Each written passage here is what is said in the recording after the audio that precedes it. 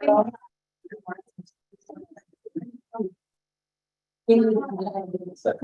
everyone. Right now you have joined the Housing Price Task Force. Today is May 22nd, 2023. Madam Clerk, please call the roll. Chairwoman Harris. Present. Vice Chairman Espinal. Present. Councilwoman Graves. Present. Councilwoman Peterson. Present. Councilor Royce is absent. We have 4 present and 1 absent. We have a quorum. Thank you so much. I don't let the records show that we Councilwoman Sue Andrew is here with us tonight. Yeah, good to see you. Thank you. Madam Clerk, could you please read the first item into the record, please? Presentation from the Secretary of Housing, Stefan, Pryor, and Assistant Secretary Hannah Moore, Rhode Island Department of Housing. We have been provided some exhibits. I will entertain a motion to enter this as exhibit 3C. Make a motion. Motion made by Councilman Graves, second by Councilman Espinal. All in favor? Aye. Thank you. We have asked tonight that we be joined by, make sure I get it right because I get names out, the Secretary of Housing, Stephanie Pryor. And we also have his assistant here today. She's going to also join with the table. Assistant Secretary Hannah Moore. Thank you, Hannah, and also Secretary for being here today. You can please join us at the table. We are here tonight to hear a presentation from you, from the state, and especially with where we are right now with the prices of shelters and the need for shelter and unsheltered people to be housed. And so it's so important for us as the Housing Price Task Force to learn as much as we possibly can about what is going on, in the housing atmosphere. So we know you play a major role from the state. So tonight we're asking for a presentation. If I don't know how many presentations is it, and if there's enough for the public, if the public haven't received. Just a few left, and if you guys can try and share, that would be really great.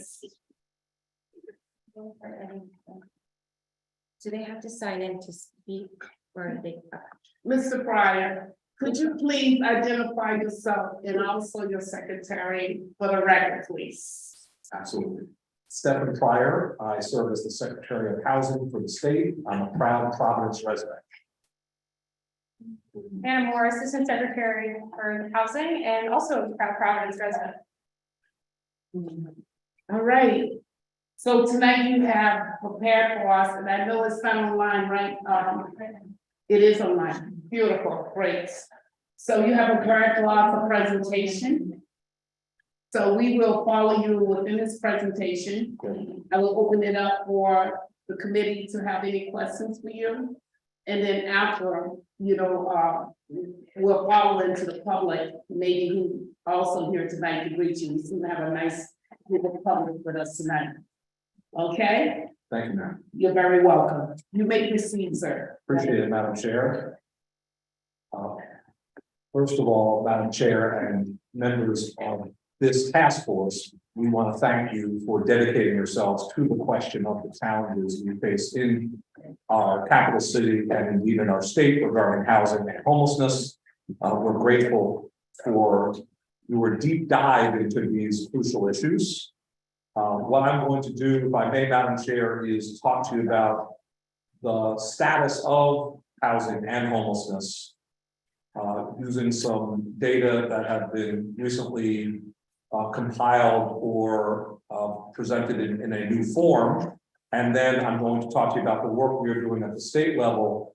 I'll express even in advance of that we must conduct this work if we are to succeed together.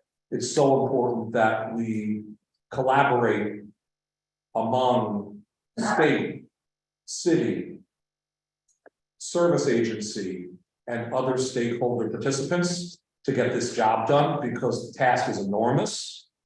And our most vulnerable residents are especially counting on us. So let me go ahead and get into it if I may. Yes, please. So if you can turn to page 3, this is where we begin to look at the stats involved, and I'll wait to make sure that on the screen it goes there as well. So there we go.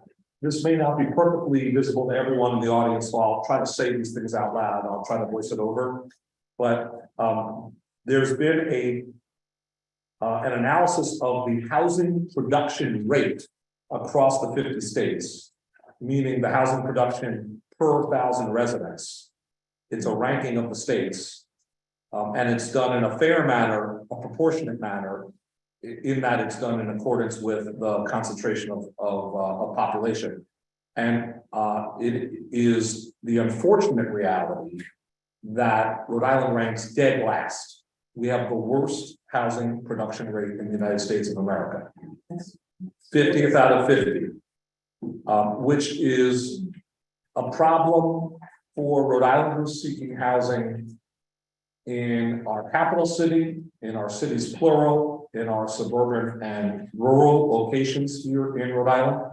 It's a problem at every income level because the housing market is so tight that the kinds of units, whether for rent or for sale, that Rhode Islanders expect to attain at given price points, they're not available at those levels. And housing is more burdensome for Rhode Islanders than in memory. So it's a major problem that we have the worst housing production rate because in the absence of supply, the market is too tight and it's creating the problems that I just described. It's especially impacting our most vulnerable Rhode Islanders. It's especially making the situation challenging for Rhode Islanders who are at the lower income levels, Rhode Islanders who are unsheltered and seeking homes, for Rhode Islanders on the edge for whatever reason, for our seniors, for our veterans, for individuals escaping domestic violence and seeking new homes. These problems are especially pronounced. So we owe it to our state to redouble our efforts around housing production, and we must focus on our most vulnerable communities. On the next slide, this is page 4. Let's make sure it correlates on the screen. It does. Just want to share out that one of the common criteria for housing cost burden is whether the cost of housing exceeds 30% of income in a given household.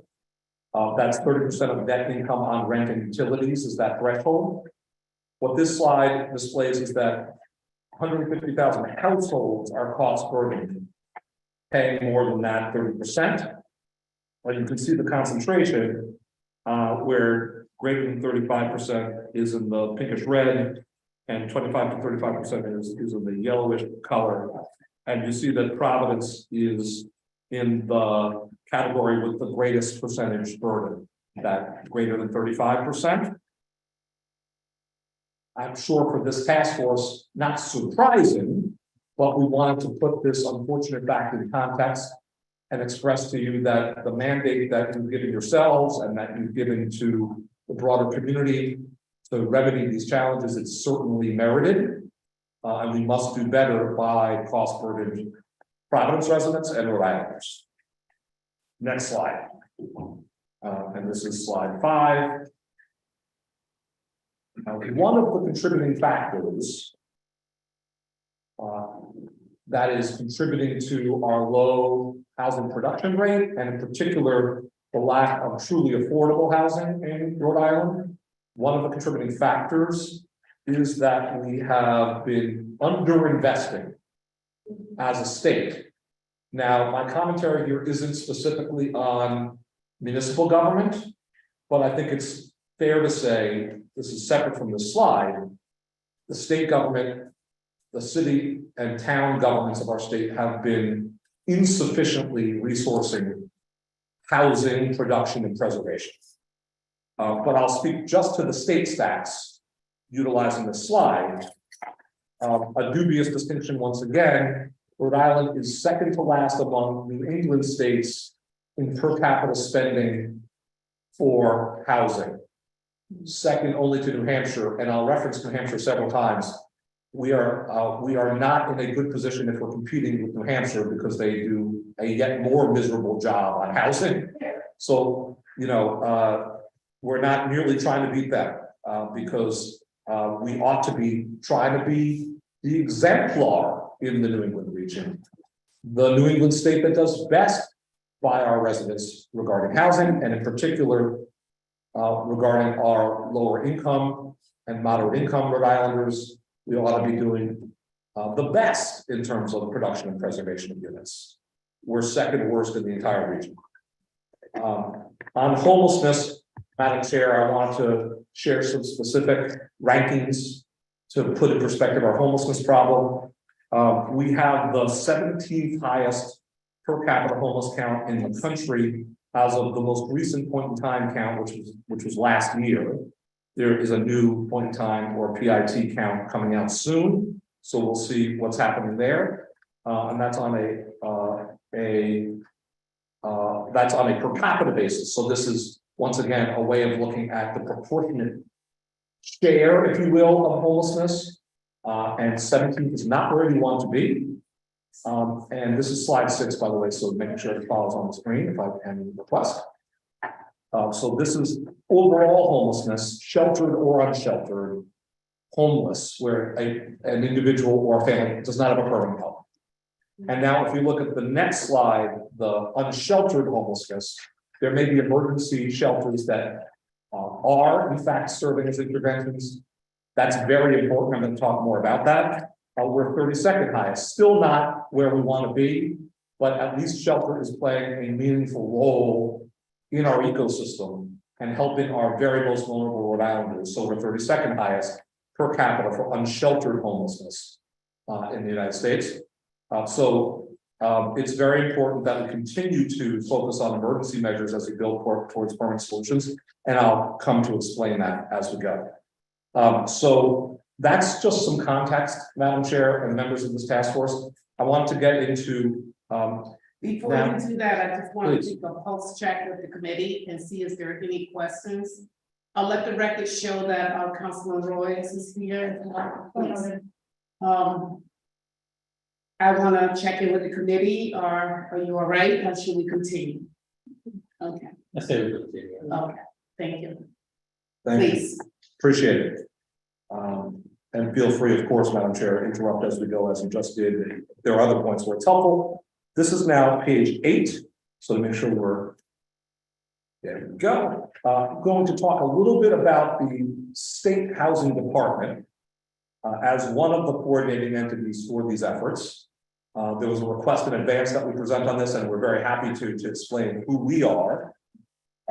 This new secretary role and this new office, which is the Secretariat, is a coordinating hub for housing related issues in our state and for homelessness. We oversee the former Office of Housing and Community Development, OHCD, that some of you all may have worked with and may be familiar with. It's encompassed within the new housing department. And we have a small cadre of staff for the entire state, 17 people, that's 17, not 70. It's a tiny team, but we are aiming to coordinate within this area of work, and we are aiming to coordinate also across disciplines and departments. As you all know very well, the health and human services agencies of the state play a profound role, especially as we discuss issues of homelessness, behavioral health, substance use, and other issues that relate to and afflict individuals who are most vulnerable. So this is our department. We do oversee housing initiatives. We're working on the production of a plan that will be a statewide plan for housing. Also, for the first time in memory, there was a recent report that was put out by the Rhode Island Foundation in service of the startup of this new department and recognizing the depth of our challenges in this policy area. That was the report produced by BCG. It's a 182-page report, and Assistant Secretary Moore and I have been on the job for just a little over 3 months, and it's helped us in these 3 months start to articulate the severity of the problem and some of the potential solutions, the options and opportunities. So that exists, but we're working towards a proper plan, a more comprehensive plan. And as I mentioned, we coordinate across agencies. Page 9, pardon me, on page 9, I want to just share out a little bit of progress.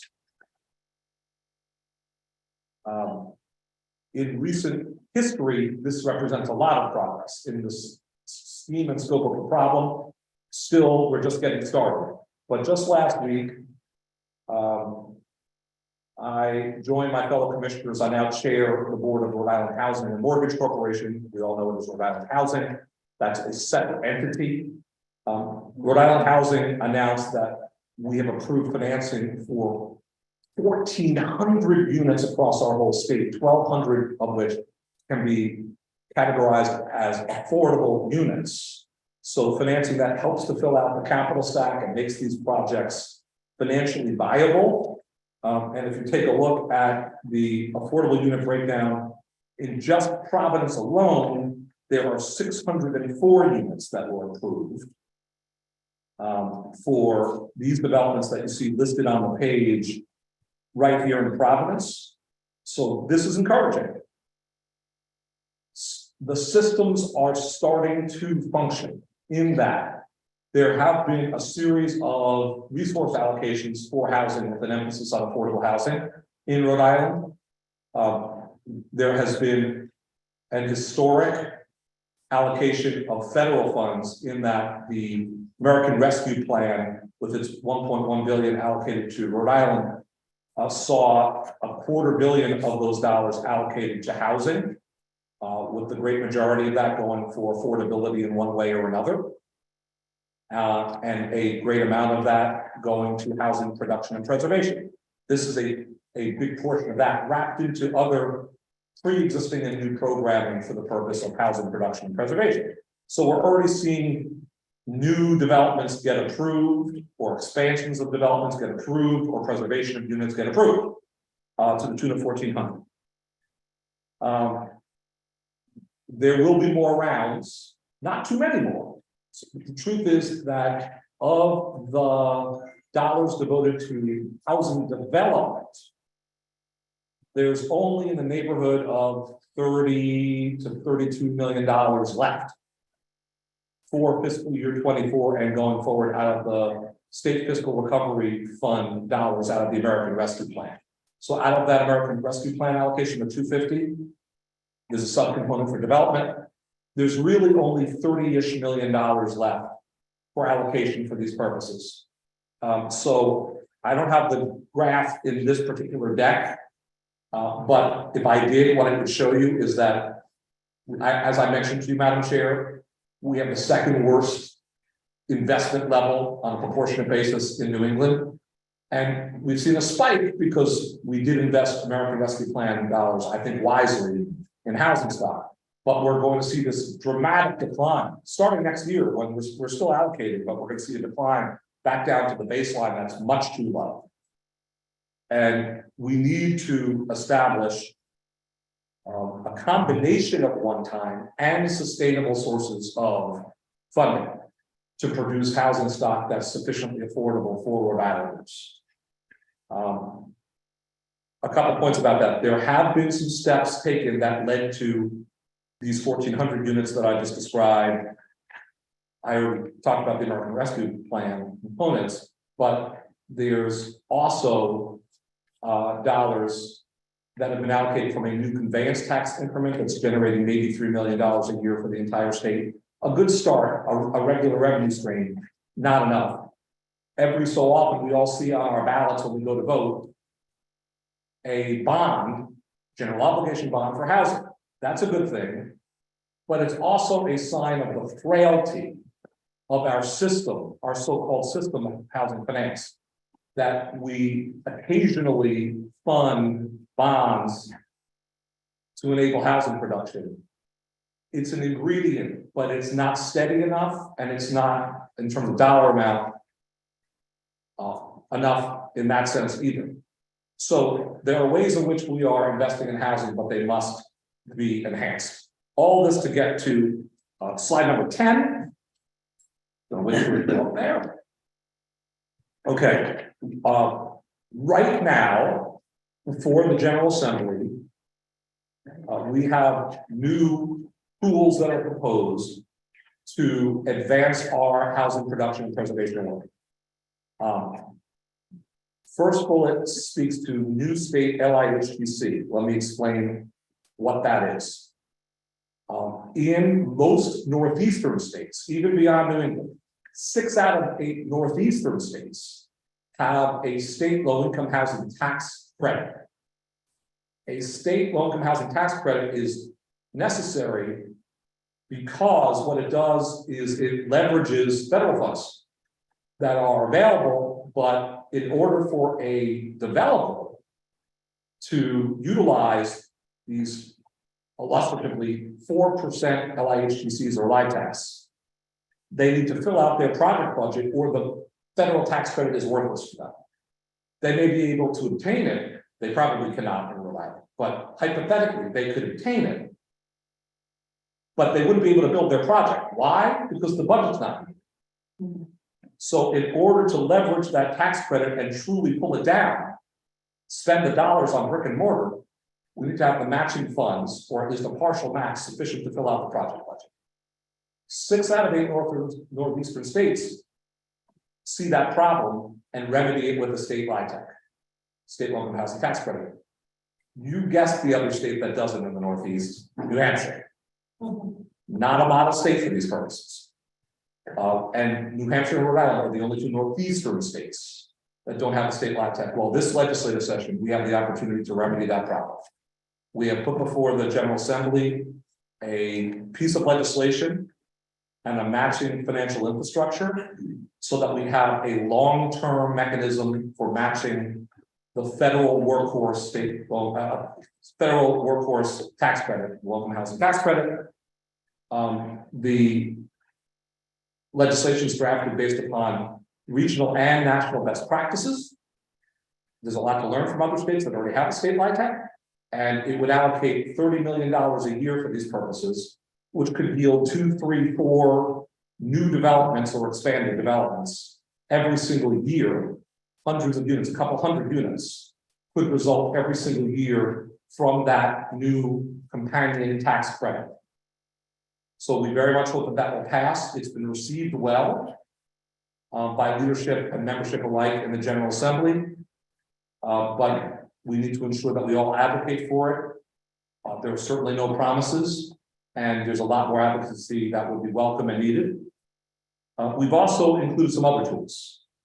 Madam Chair and members of the task force, we've included some other tools that exist in a new allocation of that American Rescue Plan set of dollars that takes the scraps and the shards and the unspent pieces of the American Rescue Plan in Rhode Island of our total allocation and allocates them to housing. So on top of the $250 million, the governor is proposing already, I haven't expressed this yet today, but I'm going to say it now, $30 million for homelessness infrastructure, which means acquisition and rental of properties and the operation of programming for our brothers and sisters who are unsheltered. And that $30 million is on top of the $250. And then in a budget amendment just a couple of weeks ago, Governor McKee introduced this set of tools, and above and beyond the tax credit I described, there's $29 million for additional programming. And that's what this starts to get into when it says priority projects fund. There's a priority projects fund of $17 million to fill gaps in projects, more projects, especially those that serve vulnerable individuals and families. For example, permanent supported housing for folks experiencing homelessness.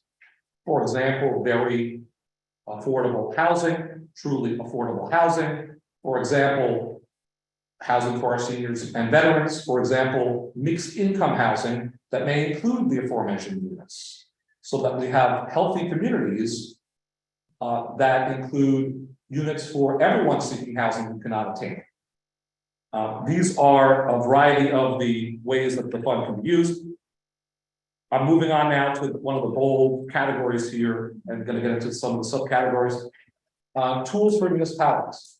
One of the things that we've heard frequently is that larger cities, mid-sized cities, smaller towns in our state often need more capacity to carry out the work.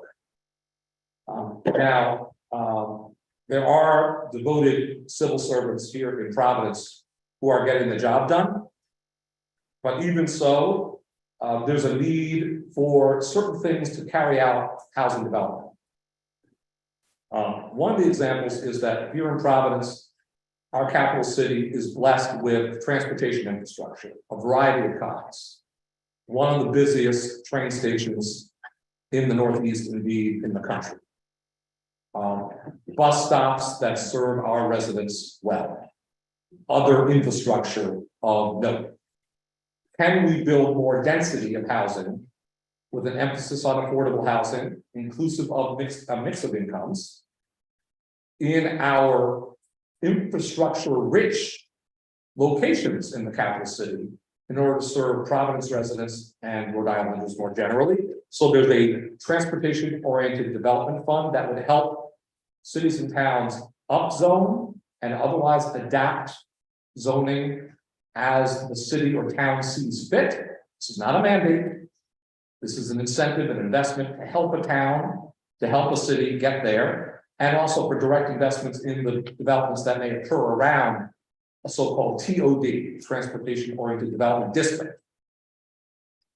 In addition, there's funding for infrastructure where key infrastructure may be needed as the missing link that will enable development to occur. The so-called last mile of infrastructure necessary to connect in to a new development and make it happen. Municipal fellows to build out capacity at the local level, staffing capacity to help a city or town carry out the work necessary to move development proposals forward. We know that capacity is an issue. Frankly, even in this age of relative abundance of federal funds, those very funds stretch the capacity of our municipal workforce because there's more work to do. There's more analysis work to do, there's more implementation work to do, and we're aware of that. We also propose, if you see the next bold line, proactive development entity. At the state level, we want to be positioned to do more. State government can't do it all. As a matter of fact, there are instances when we're not the best fit for solving the problem. Of necessity, and this is with justification, our procurement methods can be slow. Our personnel hiring rules can be slow. We are not known for our nimbleness in state government proper, but quasi-governmental entities can often move faster, can get closer to the private market, to nonprofits, partner and get things done. We, together with Rhode Island Housing, propose the creation of a subsidiary of Rhode Island Housing that would be a new proactive development entity that would get involved with identifying properties that may be underutilized and would be great places for housing. Identifying multiple properties that are adjacent and should be assembled into a larger tract to enable housing. Beyond acquisition and assembly of property, filling out that capital stack, helping to build out that project budget, working with developers, nonprofit, for-profit, anyone aiming to get the job done for residents of our capital city, for Rhode Islanders, helping them get those projects complete. By the way, these federal funds that I'm describing have a deadline on them. The velocity of our work matters. We've got to keep up with the timelines that are required by the feds. So we need to help our developers keep up with those timelines. So we propose a new proactive development subsidiary of Rhode Island Housing to get that job done. On homelessness, I referenced this quickly as I was describing the programs we're working on. There's $30 million in the governor's proposed budget for homelessness infrastructure. It's so important that now that we are past the ramping down of the Cranston Street Armory, now that we have ramped up new shelters and centers in service of Rhode Islanders experiencing homelessness, not just in Providence, by no means, indeed across our state. Now that we've done our best to mitigate the loss of beds with the ramping down of the Armory, we must not stop there. We certainly cannot rest on our laurels. We need to push forward because there are hundreds of Rhode Islanders who are still unsheltered. Even with the mitigation of the loss of those beds, the standing up of some new shelters and centers, we have hundreds of fellow Rhode Islanders who are still without shelter. We must work to do better. We especially must work to improve the situation before the winter comes again. And it will come again. So we need your help. Members of the City Council, we see your devotion to the issue because of your participation on this task force and much more. We need your partnership to identify new ways in this continuing emergency to serve Rhode Islanders who remain unsheltered, including Providence residents who remain unsheltered. A substantial percentage of the calls in to the coordinated entry system in Rhode Island are from our capital city. We know that there are individuals who are from Providence, have their main affiliations in Providence, who are seeking shelter. So we need your help. These $30 million will assist us. In addition, we have a new fund in the governor's amended budget. It's a little under $1 million. There's more we should do to build upon this, but the idea is to help host communities that do stand up new shelters and centers, help them underwrite the costs associated with sanitation, with ambulance calls, with security and policing, any of the costs that might be associated with a new population center with vulnerable Rhode Islanders living in a given place.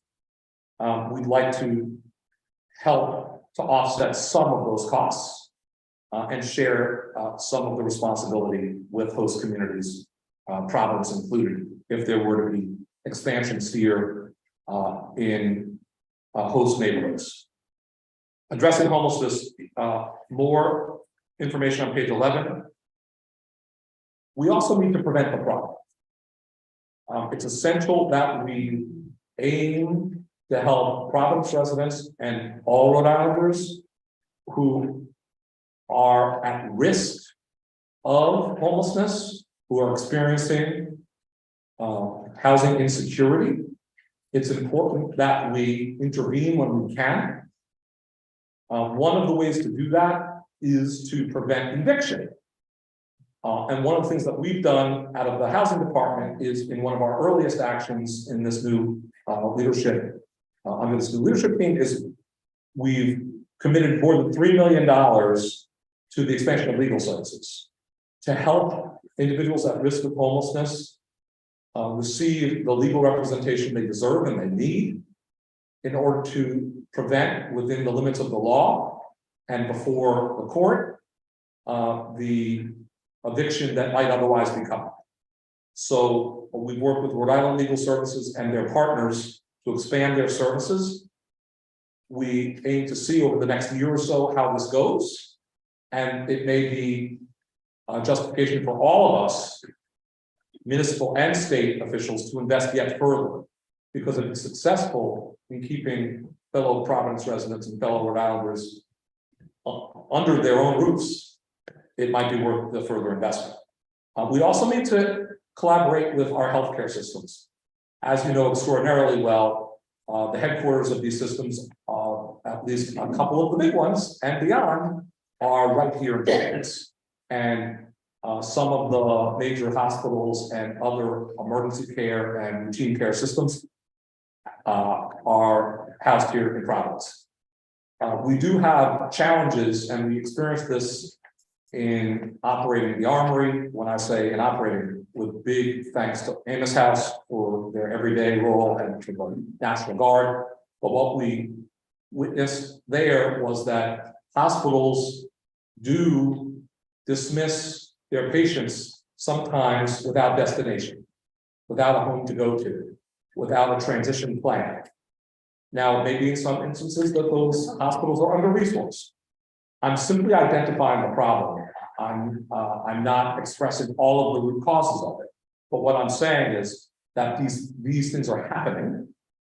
And if we were to be preventive and work with hospital systems when our most vulnerable patients are still in their hospital beds, we would be better. There's work to be done there. This is not just a housing department problem, obviously. This is not our specialty, in fact. These are health and human services problems, these are municipal problems, these are our collective problem, but we're identifying them and saying we must work on these problems. It's also the case that substance use is a profound problem for us all. It intersects with housing, and it intersects with most other challenges that we face as a capital city, as a state. We must do better, especially in the unfortunate opioid era we all live in, where these problems are so pronounced and they exacerbate our other problems. So these two are health and human services problems, municipal problems, as well as housing problems, of course. And we hope to tackle these issues together. Let me see if, yeah, we're going to talk about, so emergency shelter updates. I talked a little bit about it as I described the overall effort, but we do need to continue to consider this to be an emergency for our unsheltered brothers and sisters, and we must continue to build out a system that's adequate to the task, combined with prevention, and we ask for your help in finding those places that are best suited and to institute those measures that can help to make it the best possible set of conditions. So I think we've really hit those points, and I'm going to move on to the next slide.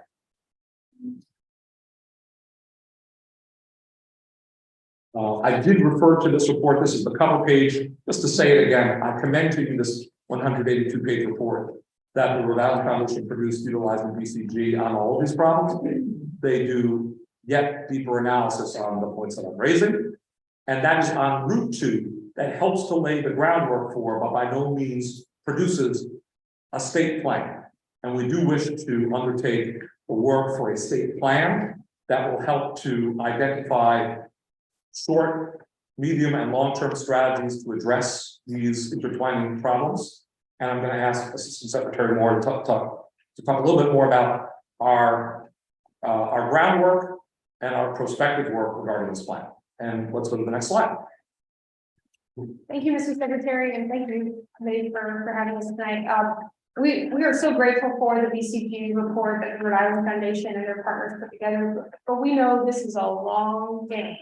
We did not get here quickly, and we're not going, and even while we identify really rapid actions and investments that we can make now, we know we need a long-term plan. So we're very excited to be embarking on a statewide housing plan where we'll be working together with all the 39 cities and towns across the state on the needs that they're hearing in their communities and all the ways that we can work together to address housing and homelessness both moving forward. So we are excited, as the Secretary mentioned, to really focus on the short term. This is a really urgent challenge that we're facing, and we want to continue to treat it that way. But also, what are the things that we're going to have to do over the long haul to really make a dent in this challenge?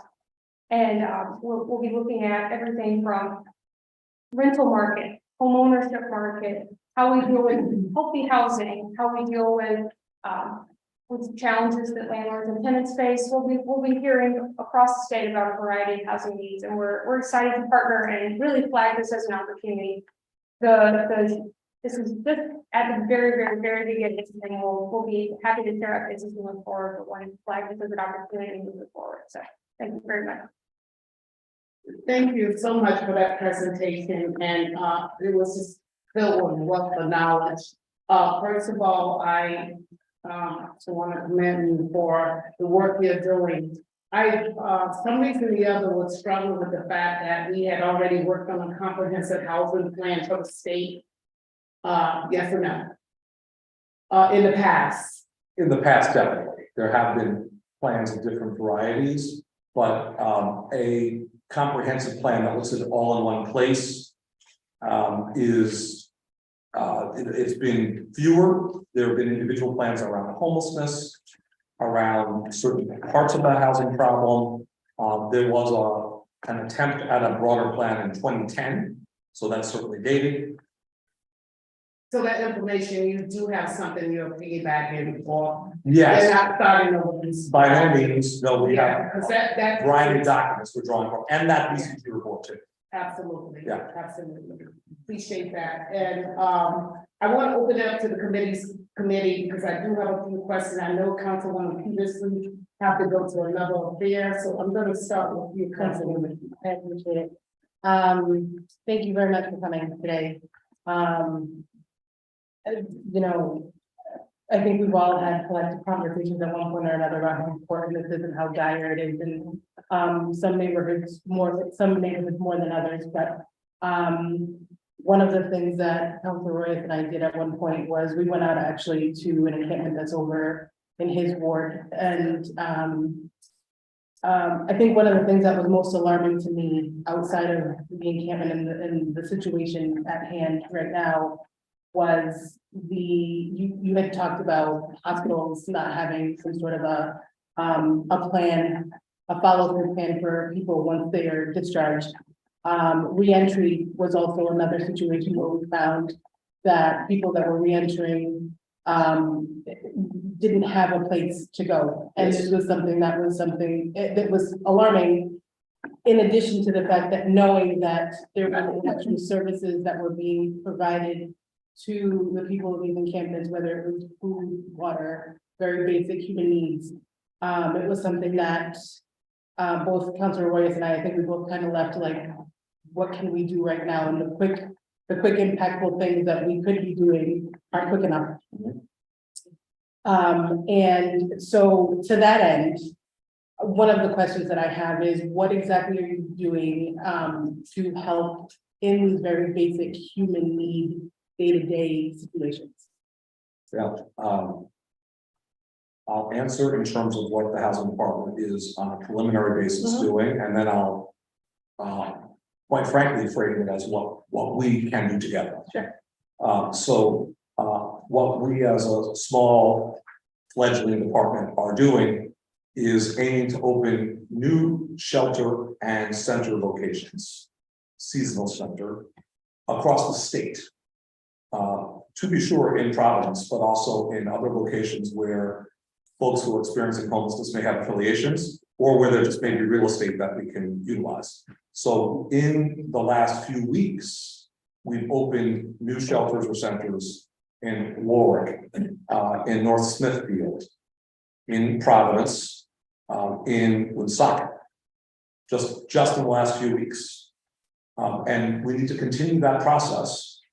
One of the areas where we can use your help, I promised I would interlace with some of these points, is you're helping us identify, you know your wards best, you know your neighborhoods best, by far. Where might there be a property where if there were a high quality, responsible provider that was capable of working closely with vulnerable residents, wrapping them with services, and connecting them with other service providers, where might be some good locations for additional shelters? Now, our money is not limited, but is not limitless.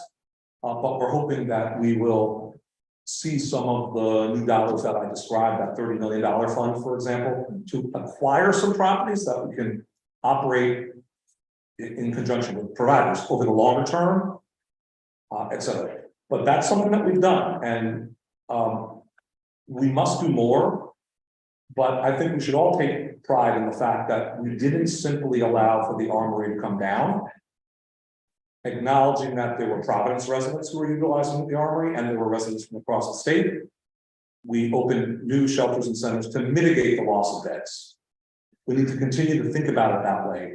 We shouldn't let the baseline of shelter in our state drop as we build towards the next winter, when I think there's even greater recognition. It should be year-round recognition, but there's even greater recognition that it's unacceptable for our fellow Rhode Islanders to be living outdoors or otherwise in shelter. So your help around where else we might go would be enormously appreciated. In addition, I think prevention is so incredibly important, and we need to find new dollars for addiction prevention in particular, and also problem solving, which is to say tailored solutions for individual families and folks on the street who might have nowhere else to go. Meaning, how can we help problem solve a bill that needs to be paid? Problem solve a medical situation that's complex and needs to be remedied and is impacting life in general. It helped to problem solve life circumstances through an intermediary like a professional service provider.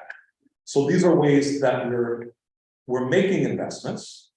We should also continue to invest in the private market solutions, meaning rapid rehousing, vouchers of various forms that help folks get into housing stock that's already built, that is not a congregate shelter scenario, but a proper apartment or another form of housing. We need more resources for that. The housing department is devoting resources to that, but we need more. And let me point out one more thing that's in the governor's budget amendment, and I think is profoundly important. We should be proud that in Rhode Island, our General Assembly passed and our governor signed into law the source of income legislation, which is to say, in Rhode Island, it is prohibited as a matter of law for a landlord to discriminate against a tenant based upon source of income. A public source of income, including a voucher, is not a reason to decline a resident from living in a place. As a matter of law in Rhode Island, we should be proud of that. We're a welcoming state. We pride ourselves on the spirit that enables all Rhode Islanders to live freely and to find opportunity here. We prohibit discrimination on the basis of the source of one's income.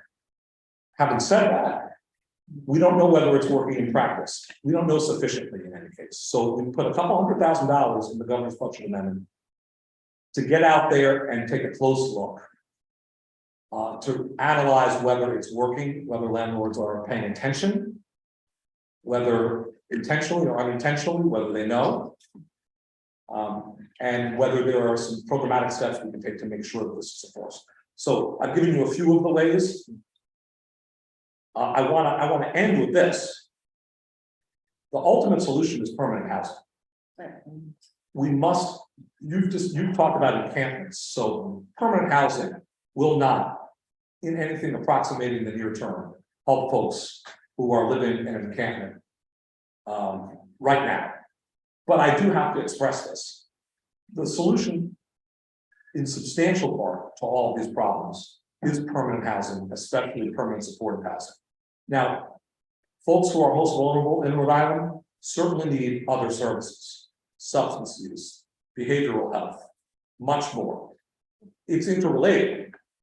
It's not the total solution, but it is a substantial part of the long-term solution. So we've all got to find ways to invest more in housing. And if we have sites that we know would work, if we have developers we know are willing, let's work together to bring them forward. And during this legislative session, these are the critical weeks. We need to pass these additional dollars, including that low-income housing tax credit. We also need to look to future legislative sessions. It's not enough. This is not a one and done situation.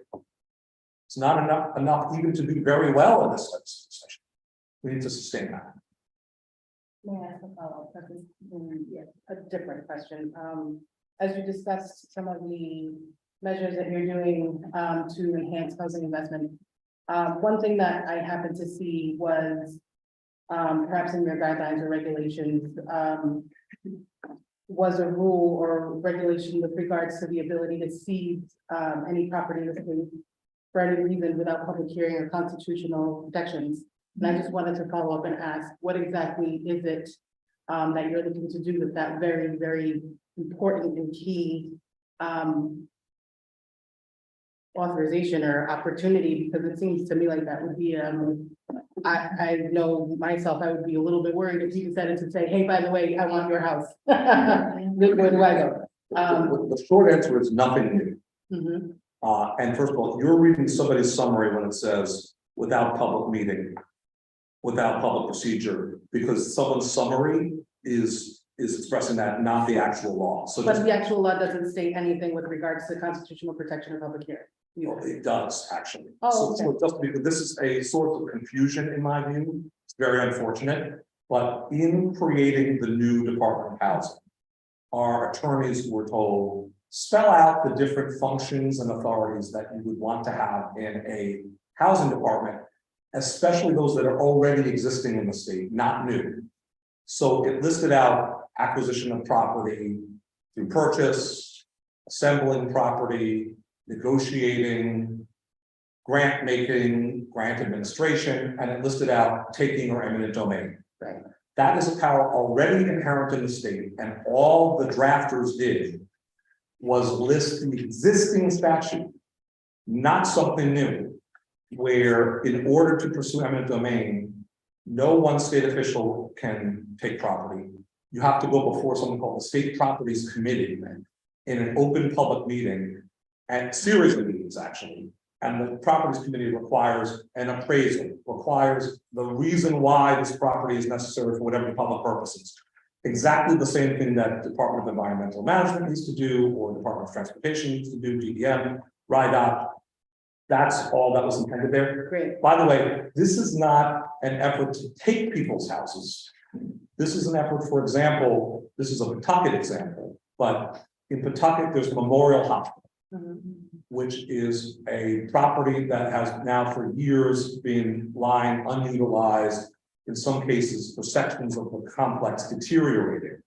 But there have been proposals from out in the world, from public officials, from experts, that this could be a good site for housing. That we could take this dilapidated property that could get worse over time, and we could use it for housing. However, recently it's come to light through good work by members of the media, including the Boston Globe, that the ownership is confusing. The ownership structure is confusing. It's not clear who holds title, what the different management structures are, and there's controversy around those who claim to be the lead owners or the point people for the managers. So that might be a scenario where if that cloud of ownership cannot be figured out, and there's a beneficial use for Rhode Islanders, especially lower income and moderate income Rhode Islanders, it might be in our best interest as a state to at least as a last resort, have the ability to take it by eminent domain so it can be put to productive use. That's the kind of power that you might imagine the housing department should call upon. And that's all that was intended in the statute. And have you identified any particular buildings or No, anything? no, we have not. Okay. All right. Thank you. Before I move on to the next council person who may want to speak, I wanted to follow up on that question of encampment. Those encampments are very real in our neighborhood. 2 years ago, I had an encampment that sprang up out of nowhere in the neighborhood. First of all, it traumatized the neighbors that did not know it was happening. And the stuff that was happening in that encampment shouldn't have been happening to any human being that is living on this earth today. You know, I'm trying to say it shouldn't happen. It was horrible, the conditions. I took my 1 month in August to go into that encampment because I wanted to learn. I wanted to know what exactly, and that my month was supposed to run off of vacation. But I went outside and I started to really understand where the community was coming, the community of those people who were put in those encampments. What was, some of the things that were happening, to them that caused them to have to be on the ground like that and live in those really, really bad conditions that they were living in. one of the things that came out of that, we invited the governor without media or anything to come and talk to those people one-on-one, to ask them, not based on your data, not based on any of that stuff, directly, what it is that's gonna take them to change their lives and what it is they needed. You'd be surprised at the things that I've learned, and you mentioned the continuum of care. Last meeting that we had, and continuum of care came in and they gave us a presentation. It was very sad to hear that people are rating themselves by a number. It depends on the priority of how they get these houses. So the most saddest part for me, as a person, a human being, was to sit there and because I used to do organizing, so I do know you have to meet people where they are. So I had to put my emotions and everything else out of the way to be able to understand what it was that these people were calling for. It seemed like to me, it seemed apparently that the people are so disconnected from the system that has been created by the system, whatever it may be, right? And those are the things that are harmful, continue to be harmful, continue to help people slide into this type of trauma or self-medicating or whatever to try to escape some of these things. I mean, that whole month was an eye-opener, so much so that this committee means so much, not only to myself, but to my colleagues too, because in talking to the council, they understood that right now we need to do all we can possibly do to try to help move this initiative forward. I did not get from your conversation whether you supported encampments or not supporting encampments. Those are the things that's real for us as you close those shelters. Each and every one of our, especially in our low-income communities, will find these encampments. We'll find them in dangerous places. We'll find them on the highway, so they will spring back up. Because people are looking for that community, that place they can lay their head, that place they can call family like the rest of us. So I want to understand, what is your relationship with, and what a great question, Councilwoman, but I didn't get an answer. What is your relationship with encampment? But before you answer, I want to call on the public to let the public know you will have your chance of speaking. Right now, we're just working with the committee to try to figure out what it is the committee needs to make decisions in the future. So be patient with us. Yes, sir. I'm glad you brought the question back up in that way, Madam Chair, because it's very helpful. Our view of what should happen relative to encampments and to Rhode Islanders who may not be in a cluster of fellow unsheltered folks, but are out on the street or otherwise without a roof. Our position is that we ought to provide alternatives. We need to work in a concerted way, in a focused way, in a well-resourced way to provide emergency solutions, including shelters and centers, en route to having permanent housing. Now, I have to say this, you understandably asked, here we are testifying before you, we ought to give you straightforward answers, tell you what we're doing. We've opened numerous now shelters and centers across the state, not just in Providence, but across our state. Warming centers, shelters, and other locations for folks experiencing homelessness. We've implemented prevention programs. I do need to turn it back to you and challenge you. What is the city of Providence going to do? In addition to intervening in encampments, in addition to outreaching to encampments, in addition to correctly and justifiably calling for more action, what is the city capital C willing to do in terms of devoting resources, identifying sites, helping to set up shelters, matching with providers? We all must ask ourselves, what are we willing to do? And let me tell you this, it's enormously challenging. Each scenario is complex.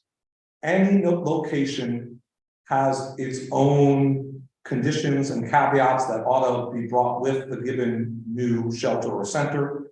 There are services that should be provided. There's programming that ought to be set up. But I need to bring us back to the we. What are you and what are we going to do together? We're a department of 17 people for the whole state.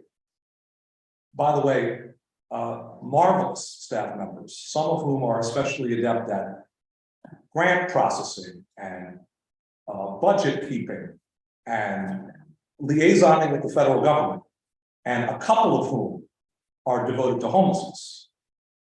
So what are we going to do? I think is the key question, Madam Chair.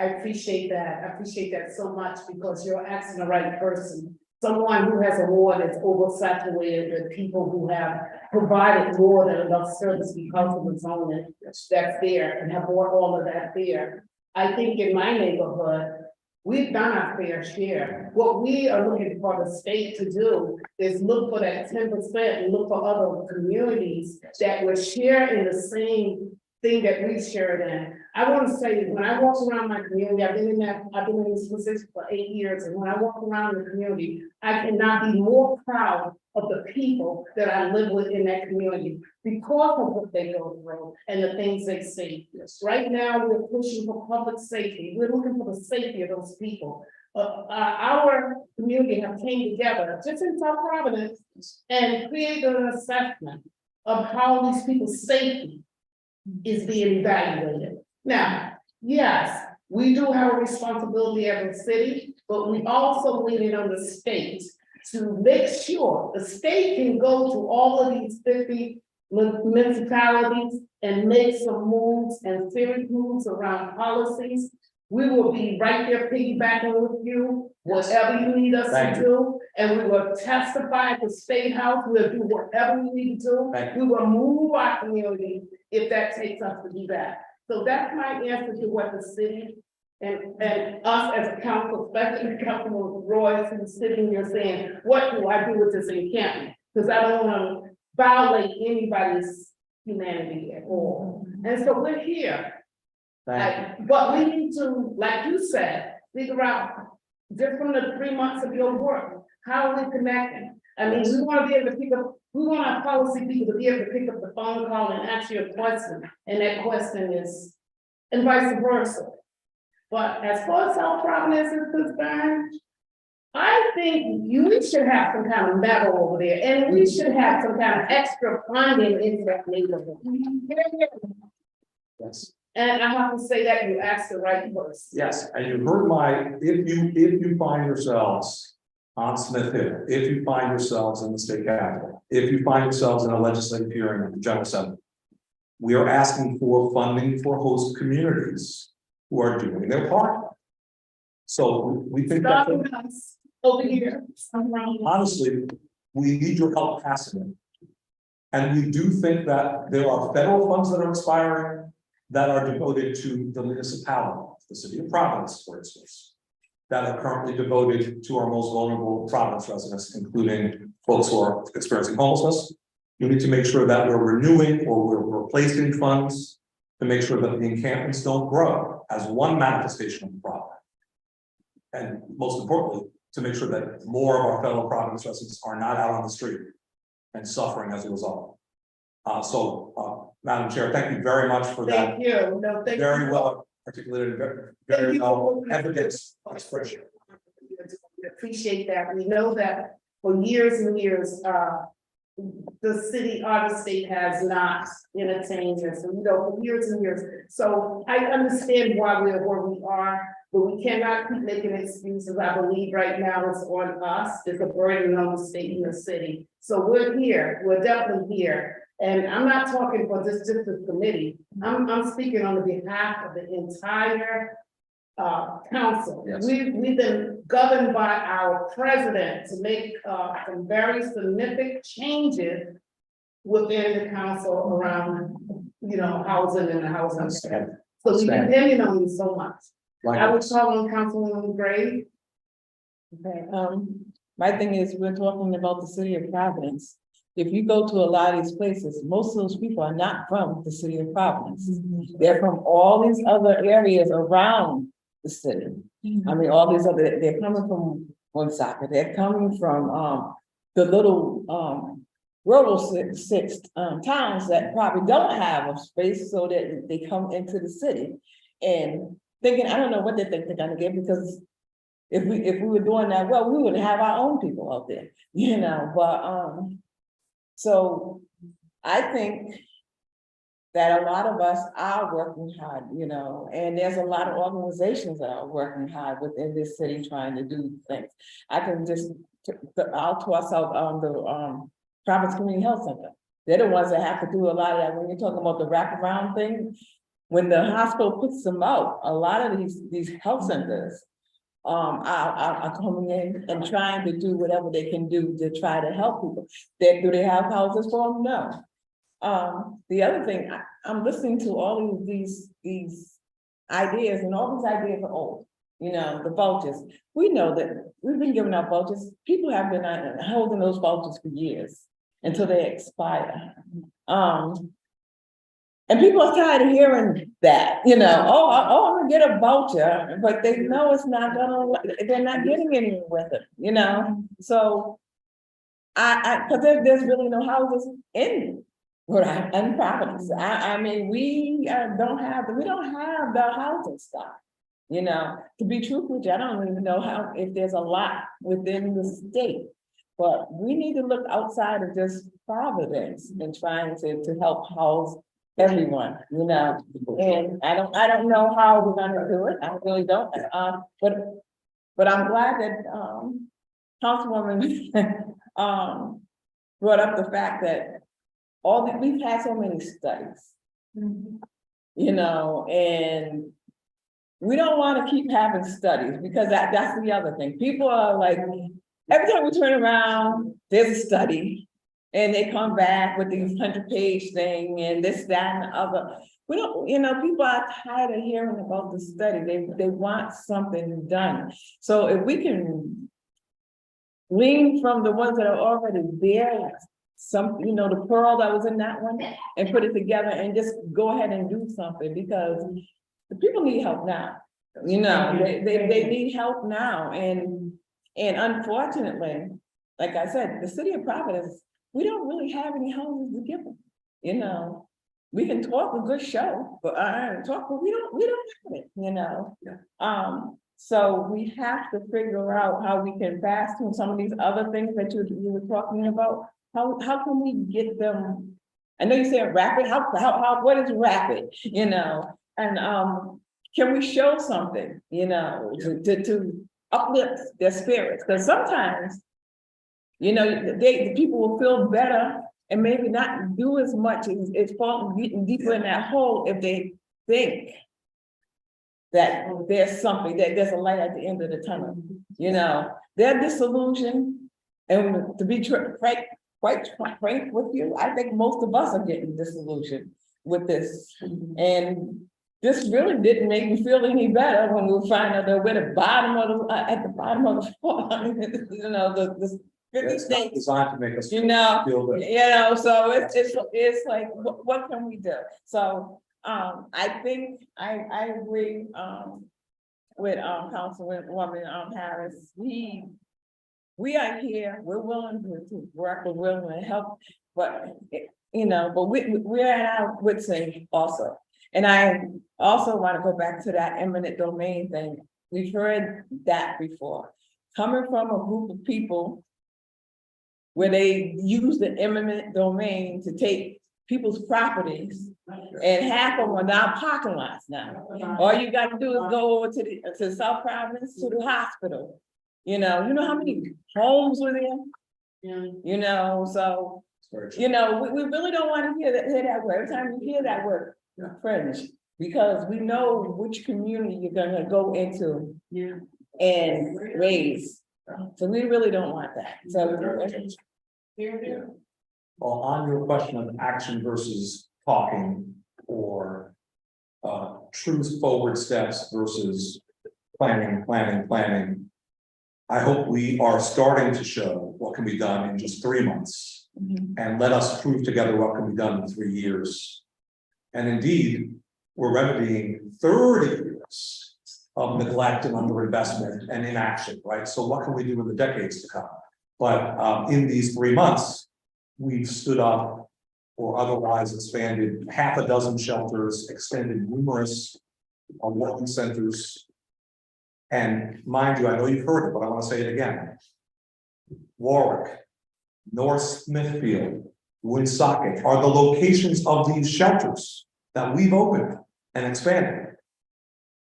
We're working on Burrville. You may or may not have heard about Burrville. We're working on for family purposes on the Zamorano campus. We are conscious that this is a statewide problem. It also does have its roots in Providence. That is to say, there are individuals and families who are experiencing homelessness, who were born and raised in Providence, have lived here for a long time, have affiliations here. And you should know that over a third of the calls to the coordinated entry system are from Providence, meaning folks who are here are making calls that they have no shelter and they need a new alternative. So it's not a trivial part, it's the largest plurality. The largest chunk of the calls into the CPS system are from Providence. We do need solutions that are in Providence. And as we're proving is possible through our work across the whole state in tandem with and in collaboration with city and town halls, we must open shelters elsewhere, and we are. Beyond that, we need to produce permanent housing. And in the, just in these 3 months, we've gotten to the point of approving 1,400 units. Now we got to get them all the way built. And we need to keep our eye on each developer and each development project to ensure that it makes it all the way through the groundbreaking and then all the way through the ribbon cut, so that Rhode Islanders are benefited. But 604 of those units are in Providence. That's something we've gotten done in these past 3 months with a lot of help and a lot of groundwork that precedes it and a big team. But my point is, the spirit of this room is the right spirit. We all need to be people of action, and we need to get a lot more done. And there is a role for City Hall in this. It is important, and I know that there are outstanding leaders, including right here in this room, who are devoted to the issue of housing. We need to make sure that we're devoting resources, both state and municipal, devoting energy and professional attention, both state and municipal. Councilman Graves and then Councilman Espinal. No, yeah, I have. Oh, shit. I forgot my train of thought. Well, we'll go back and forth anyway. Well, thank you so much, Mr. Secretary. That's here. Thank you. This is why I switch chair here to be able to see you. Thank you, sir. Yeah. So let me just build on to what Councilor Grace was saying, and that's the going back just a little bit on the eminent domain. With that new set of powers, well, it's not new, we know about eminent domain, but within that, are you also empowered to bypass local zoning laws and permitting in order to expedite? No. No, the law requires that, with few exceptions, that a local use permit be obtained, even when the state controls the property. So, by the way, in the case, let's say the case of Memorial Hospital, right? Maybe there's a friendly transfer of the property. Eminent domain should only be the last resort, used very rarely, only when you have a complex scenario like that, in my opinion. And please hold me to it. That's the way we should conduct this work. When there's a stubborn situation where the effects of the property being unremediated, undeveloped affect of the host community's residents, and indeed, in some cases, the whole state. That's when we should start to look at such a scenario, and we should utilize it as a last resort. But in the case of Memorial Hospital, there might well be a friendly transfer or something to that effect. But if there weren't, even if the state were to hold title, the use permit would have to be sought in Kentucky. And the building permit, meaning the inspection process, would have to occur. And all of the rules would have to be followed in undertaking that work. So rest assured, as to eminent domain, which is one of our delineated powers, the one that I hope to and would use the least, The goal is not to take homes. It would be in very, very rare circumstances to solve a complex problem and create homes. Yeah, thank you so much. Chair. You're right. Thank you, Madam Chair. That is good to know, because as you explained earlier during the presentation, it is a collaborative effort. Yes. It's gonna take humongous effort from everyone that is at the table. So especially elected representatives of our community, we do want to be at the table. We do want to be part of the decision making. Don't want to come across a scenario where if I, in my community, find out that there was already a permit in a or zoning change or permit acquired to have a homeless shelter in my community without me being part of that and the community being part of that. Because it is going to take collaborative effort. Councilman, this could be a sidebar if you prefer. Thank you for this. No, I'm just saying in general, because everyone, and I think we have run across. What is the the same- other issue that was before you were aware, sir?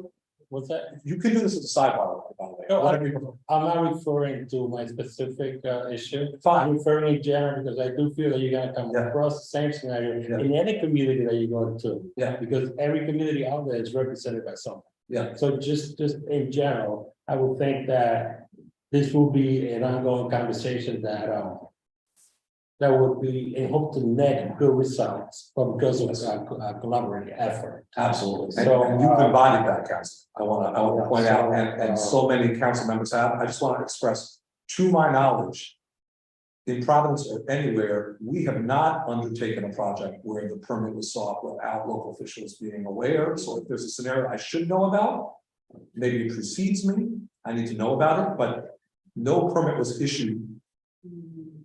No project was finalized in anyone's ward, in any city or town that I'm aware of, that was prior to consultation. Now, there are situations where a property is a possibility, and that's when the conversation begins, and that's how it should happen.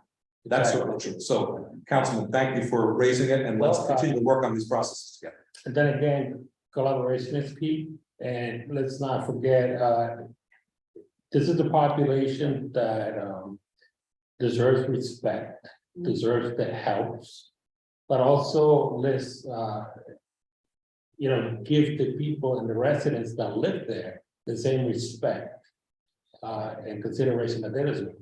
Let's not forget about the taxpayers. Let's not forget about the community, the impact that this has. And let's measure that, because you don't want to create an even worse problem. So we'll take that into consideration, and this is why this communication is so critical, and I believe that everyone here wants to play a role and have to, so that we can all have positive outcome in this. Now, in regards to the number of units being built, it's about 1,400. In the most recent batch. And Now, the approval at the round has. Is that new housing, new apartments, or is that remodel units that are already out? It's a combination of production and preservation.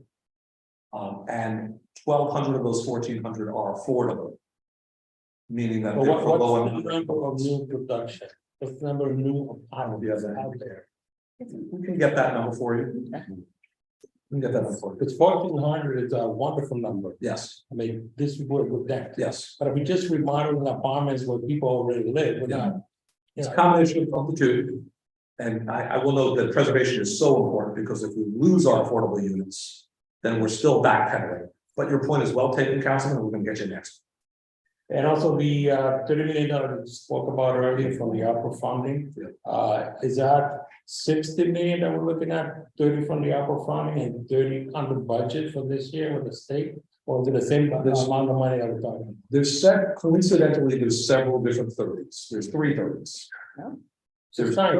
$30 million for the low-income housing tax credit that would annually be allocated to housing developments that are producing affordable units in Rhode Island. So that low-income housing. For how long? We stated, I think it was in 4 or 5 years. 5 years. At $30 million per year? Yes, that's what we expressed in our proposal, so that the program can be assessed, but it's long-term, and the hope is that, quite frankly, it gets renewed. So we're comparable with our fellow northeastern states, and more importantly, so we're serving Rhode Islanders in need of housing. There's $30 million also for homelessness infrastructure, which is to help build out shelters and centers to serve vulnerable Rhode Islanders. And then there's $29 million for a variety of tools, especially to help cities and towns and to help make priority projects happen. 3 different pots. So On top of the 200 around 90 million total. new in a gift that would be authorized in 2024, quite frankly. And then it would, that low-income housing tax credit would go on to future years for those 4 or 5. And that's aside from the separate put of money set aside to build the or remodel the 1,400 units. It is, because that money's already here. So, Yeah, thank you so much. And thank you, guys. Oh, you're my. Thank you. Councilman Rose.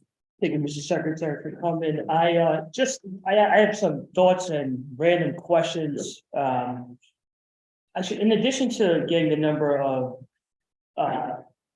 how many out of the 1,400 units preserved and newly developed, could you also get us like the exact AMI for those? Sure. Okay, thank you. We can, frankly, we'll refer you to a website that gives you all the information on every project for that. Okay, And I have an answer. So yeah, the answer on new production is the vast majority. It's 1,241 new units, 240 preserved, a total of 1,481. So 1,241 for the new. that's good. Okay.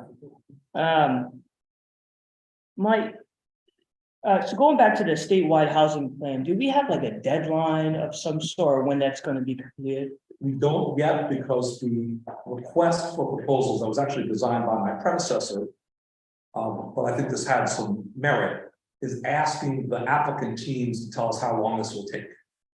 So I want to speak intelligently when I talk about how long. We do wish to have an interim work product in about a year, so that we have more to talk about as the legislative session comes to a close next year. But more to come on the timeline. I'm just gonna kind of come down my list of scratch here. I'm a school social worker full-time, and so I've intimately have helped families across, typically Providence, Pawtucket, to find housing when they're on the brink of homelessness. So when it comes to the $30 million sort of proposal for homelessness infrastructure, will some of that go to, making our frontline workers whole in terms of wage increases for housing providers? I say that because when a person calls CES, they're on hold for a while. And when someone is in desperate for housing and they're on that brink of desperation, I've had families not stay on the line. Yeah. And I've had to convince them, please hang on, keep waiting. And yes, there is a call, you could press a number of the list of options they gave you, and folks are supposed to call you back. And I've had families that don't get that call back. And when I transitioned to my new role at a different school, they said, Ms. Royce, welcome. There's a family who's gonna be homeless within 48 hours.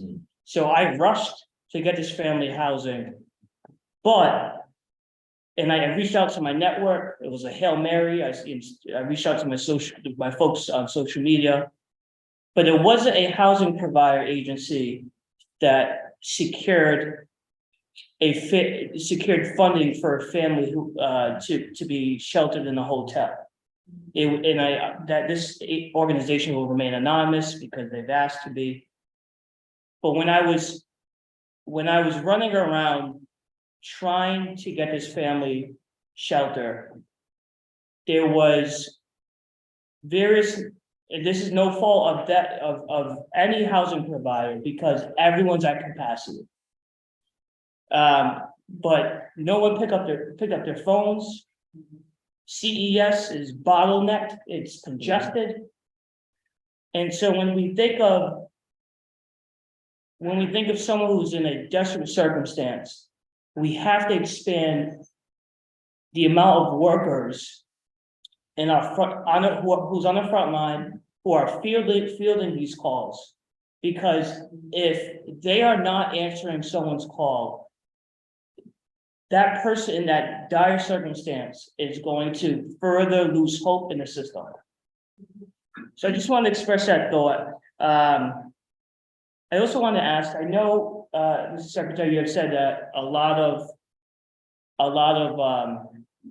calls to the CES are from predominantly folks living in Providence. Do we have numbers for that? Not predominantly, the largest subset. The largest subset? Over. Got it, okay. And what is second to that? What's that, I'm sorry? What town is next, if you don't mind me asking? I'll follow up if you want. Okay, But it's the largest by far. large. By far. Okay, my next thought is I'm happy to hear that we are expanding shelter capacity, not just in Providence, but throughout our state. And this is again, no fault of you both by any means, but I get so frustrated that shelter capacity, we're still chasing down shelter capacity. Like there's so much in these spaces and conversations, you know, housing first, permanent housing. And yet we've neglected for decades that we're in our state scrambling still for shelter. It is just so frustrating. The other random question thought I had around shelter capacity and our ability to secure shelters throughout the state is we're moving folks to these shelters. And we know this like any population, it's transient, they got things to do, they got places to go. How are they going to their doctor appointments? Does your department agency have responsibility in making sure folks are going where they need to go? Because if their services are located in Providence, we brought an example of Burgerville. I've been to Burgerville probably 3 times in my life. Truthfully, Yeah. how are folks getting to their necessary doctor appointments and things like that? You listed out a lot. There's a lot there. A lot of the observations that are crucial and a lot of the challenges and potential solutions. So thank you for those counseling. Every single question and comment has been to that effect, by the way. Really, Madam Chair, very valuable dialogue here tonight. I'm going to go back to your CES points and let you know that there's an evaluation that's going on with the CES system. You probably know this, but the CES system is actually not operated by the state, but instead by the coalition. Right. And we're evaluating its efficacy through a contracted for approach and set of vendors with Rhode Island Housing. And Rhode Island Housing oversees the continuum of care, which in that sense oversees the coordinated entry system. So we're working on that, meaning a whole group of people are working on that, not just the housing department, and we'll have more where we can try to look at call frequency, wait time, the coordinated entry system policies as to the distribution of placements. One of the things that comes up with frequency, and you, Madam Councilwoman, raised this, are folks coming in from out of town, and if so, why? In the prioritization system, we all ought to look at this anew. There's a very idealistic and I think a beautiful idea around ensuring that the degree of challenges expressed by clients entering the queue, the degree of challenge should be one of the main criteria to evaluate how quickly an individual or a family is placed. However, Is it working? What additional implications are there for residents of a given city or town and their ability rapidly to access the beds in their own community? So these are questions we need to get into in evaluating the CDS system. They're complicated questions. As with many aspects of housing and homelessness, there's no perfect answer, but we can do a better job of having the dialogue, of examining it, and that's what you're doing, council. And I think that's great.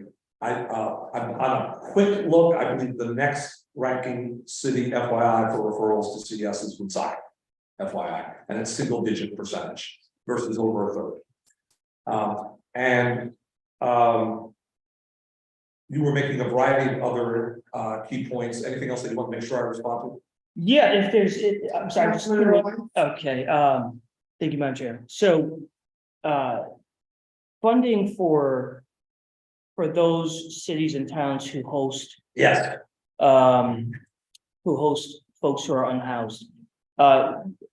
What's the number on that specifically? It's 980,000 or so. It's under $1 million. That's proposed in the budget.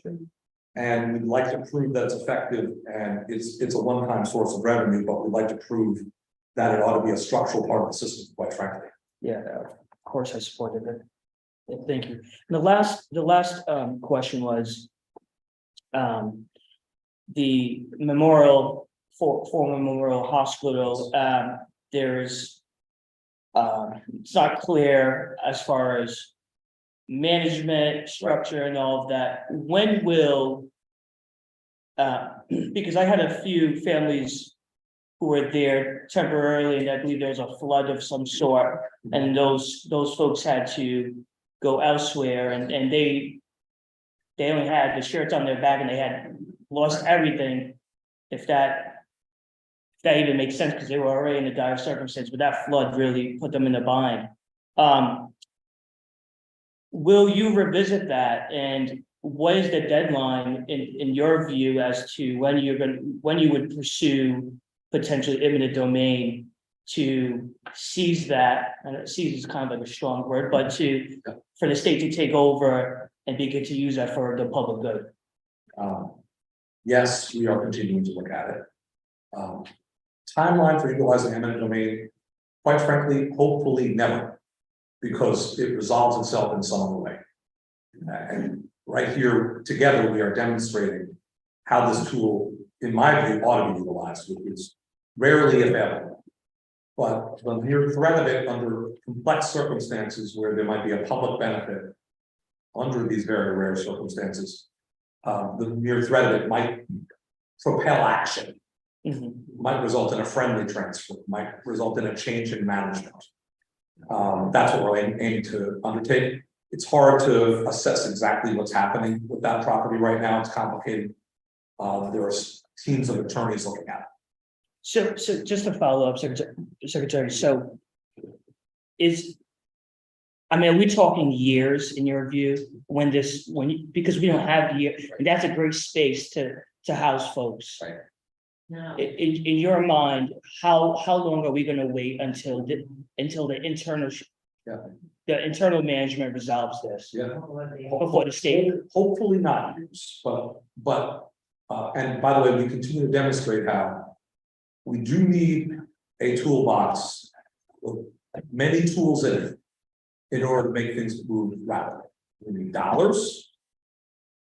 We need the ability, we need something like a proactive development entity that has the staff with the expertise to conduct real estate transactions, attorneys capable of interfacing with private sector, sophisticated attorneys who represent private sector developers.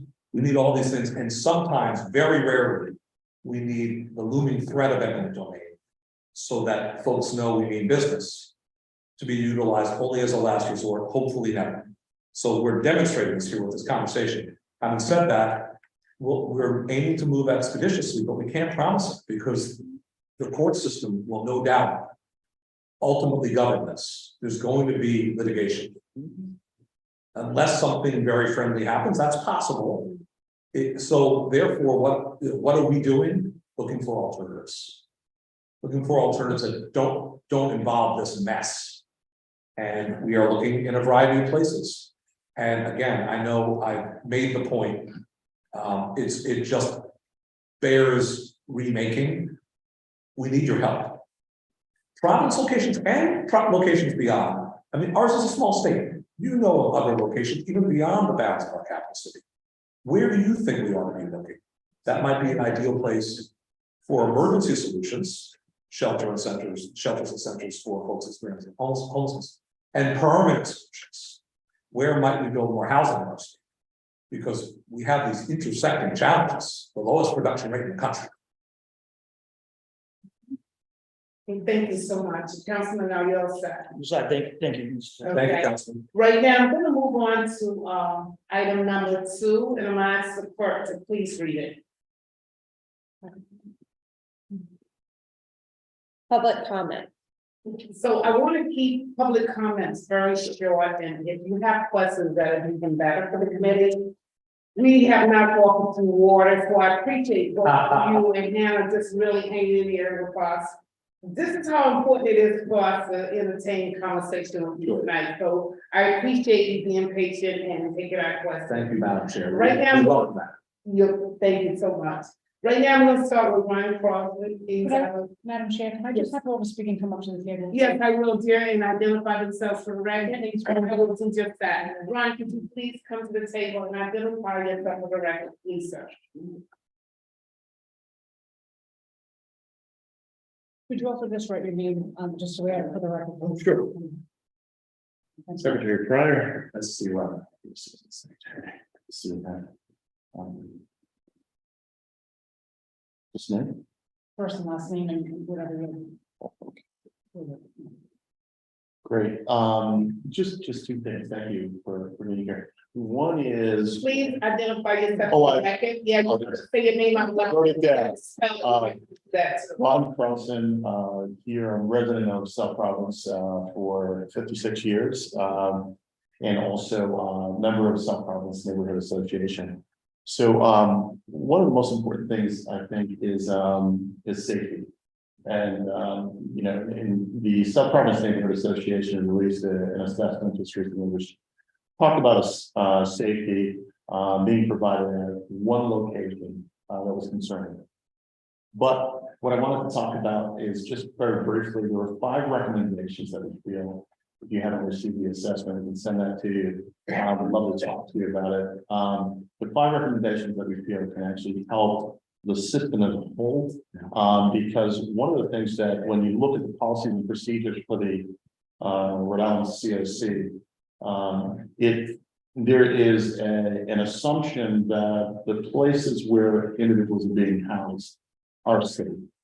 There are 7 key things that HUD requires reporting on. None of them talk about safety. However, in reading through, there's an assumption that safety is a major part of it. And so within that, there are some 5 recommendations. So we'll send that to you, so I don't bore you with that right now. But I think it's working closely with the COC and also Rhode Island Housing. There can be some adoptions of committees that can look specifically on safety. And when talking to individuals within the housing sector, we talk about safety. Immediately, it seems to be going to, you know, fire inspections, pass, things of that nature. But we're talking about decreasing physical assault, sexual assaults, being subject to being in a situation of drug sales, things of that nature that individuals seeking shelter should not be coming to. So I'd love to share that with you and also speak with you about it a little bit more. And one last question for clarification. When you talk about a third of the calls that come in are from Providence, do we look at that in terms of individuals where they came in from? Or are we looking at the fact that they're actually making those calls physically from Providence, which is logical because there's so many individuals that are coming in from other parts of the state that are actually here. So if they're making those calls while they're here, does that get counted as such? That's a question I've been asking myself of the team, and that's something we'll get into in this yes review to see what kind of deep dive we can do. Right. Yeah. Thank you very much. Thank you, Ron, as always. Thank you. Don't Victor.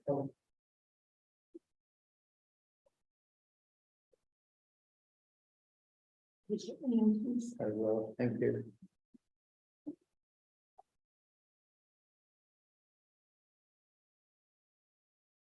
So my name is Doug Victor, and I am almost a 40-year resident of the south side of Providence. I want to commend this committee for your questions and your overview. And I want to thank you, Mrs. Pryor, for doing that. I've been saying for a long time that the South Providence neighborhood, the South Side, the story about the impact of the overconcentration of homeless facilities and wraparound services needs to be told. Councilwoman Harris, you did a great job tonight telling that story. There's more to be unearthed there. So my question and concern has to do with a number of things. And first is the potential of concentrating more people who are at the poverty level in neighborhoods with high concentrations of poverty already. Is that a goal? Is that something that is on the table? The other piece is I received an email from an organization. I'm a neighborhood leader. I chair the Elmwood and South Providence Neighborhood Crime Watch. I produce a weekly newsletter that goes out to about 400 people. I received a newsletter this past month from an organization who wants to open a facility in the South Side. As a neighborhood leader, I received this. As a volunteer, I received this. What is my capacity as a volunteer to manage what this means to receive this? So when I look at it, first meeting discovered that this was already a plan, that the lease was about to be signed. Where is an earlier vetting process with the communities that these are coming into? I need to appeal to you, Secretary, and appeal to our city council to help draft an ordinance that would make it necessary for before these services come into our neighborhoods, especially every neighborhood. But I am speaking from the living the impacts of having an overconcentration and what that has meant for so many years in the South Side, and maybe even how it's prevented some healthy economic development happening there, and keeps the South Side down. So I think it's terrific that it's been mentioned that the system created the problem. This is a system that works off the profit model. People profit by developing and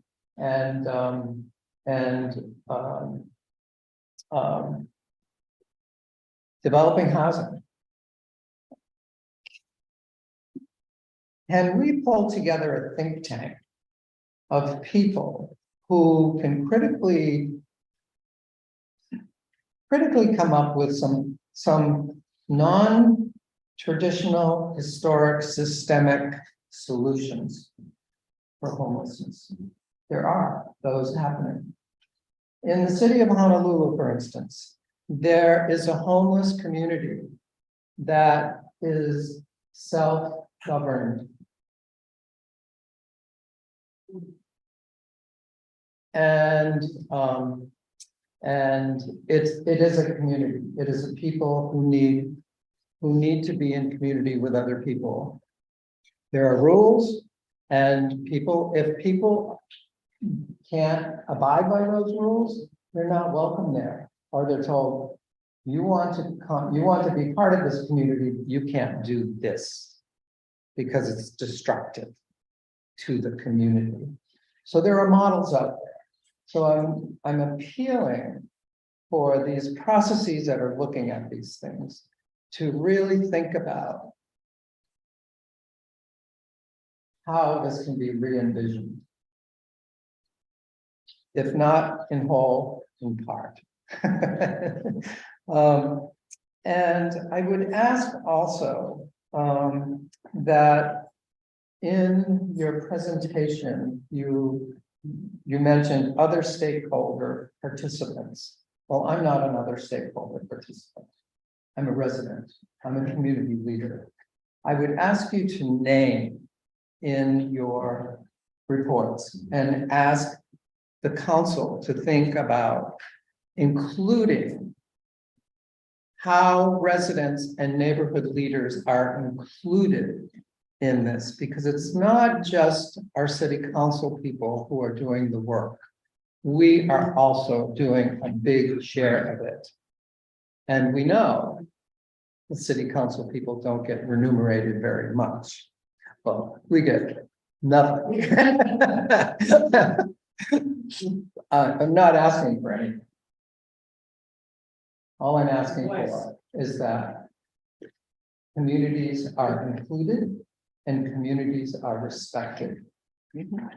And I would have loved to have seen on your presentation tonight a map of where the homeless facilities are in the state and where the wraparound services are. So I suspect it would be like maybe a point coming out of Warwick into Cranston and Swell in Providence, and maybe a point going up to Pawtucket, and then something in Woonsocket, and maybe something a little in Westerly, and little bits and dots, and maybe with something in Newport, little bits and dots here. Where's the equity in that? Please produce a map that gives a listing of all the homeless facilities and all the wraparound services to help educate the community. And the map is such a visual thing that it really makes an impact. And it gives us a real point on which to continue these conversations. And I consider me sitting at this table to have the privilege of being in on this conversation. And it's a very important conversation for many, many people. As we know, no one deserves not to have shelter. No one deserves not to have shelter. And at the same time, no community deserves to have an unfair impact by this also. So thank you very much for your time. I didn't keep it very short. Thank you so much. We'll call on Diana from there. Please join us at the table. Did I see both of your hands up at the same time? Yeah, you both speak on the behalf, I guess, of the organization that way. Thank you for yeah.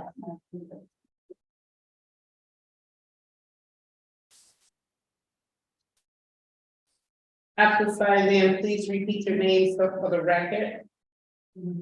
My name is Diana Gray, and I've been here for 73 years, living in Providence. I was born and raised here, and I'm going to be 74 October the 7th. And I was going to say we should. I'm glad you are all trying to get together, but there should been a place in Providence, Rhode Island, open, because it seems so far for these people to get there if they have no income to get there. They like you got St. Joseph's Hospital is not doing nothing. You got it should be more warm-up centers, because this winter's coming. I mean, when this winter comes, this summer comes, there should be another place in line for them, because not everybody's going to be able to go to them. vouchers and get them vouchers and stuff, you see, because, so you need another warm-up center. They are, or maybe a place for the summertime for them. But, St. Joseph's Hospital has been empty. They got spider webs, cobwebs in there. I went the wrong way and got locked in the front door. It has spider webs and stuff there. They're only using one floor in there, and that's for mental on the 4th floor. So all that other space, they could probably open up some kind of a shelter for it, you know.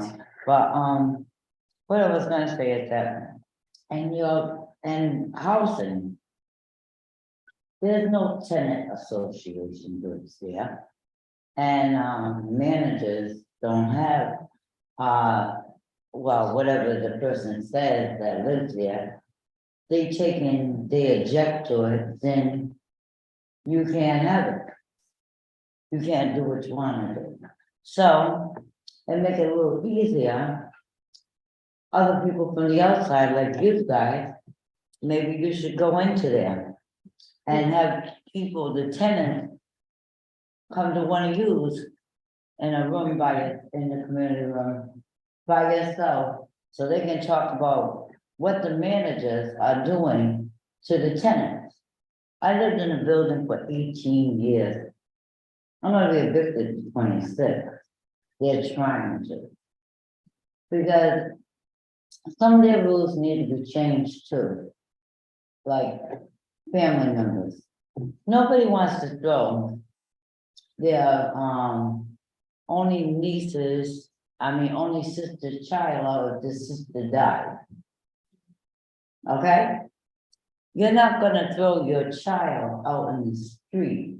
That is the hardest thing for you to do, is take your child and tell them you can't come here because the manager don't want you to have it. Okay?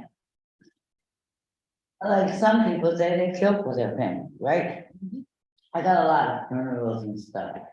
I'm going to because I have a lot of family. I'm a native. I don't know how you're gonna do it. Maybe you're gonna all work together and figure out something, but people need to stop eviction. You understand, like especially in winter time. You shouldn't evict nobody until they get their other place. You need to stop taking Section 8 away from people, because people get evicted over stupid little things. If the manager don't like you, she's gonna evict you over something. She's giving you all these letters. I got letters that tall because I got a dog and I'm doing things. But Diana, I'm gonna have to yell point of order because we are trying to either. okay, well, I'll try to hurry up. Yeah, please, I'm gonna- and because you also have a whole you that want to speak. Okay. Yeah, So and there's others. I'm gonna make it short, but oh God, now I forgot what I was gonna say. I'm gonna make it, but I hope that you can all work together and like if you could go once in a while, because they're not gonna have no regular tenant association in that building or wherever they are, and I hope we can get people places right away. Like they can't wait a week, they can't wait 2 weeks, they need to get a place they can go to right away. You know, as soon as they get out.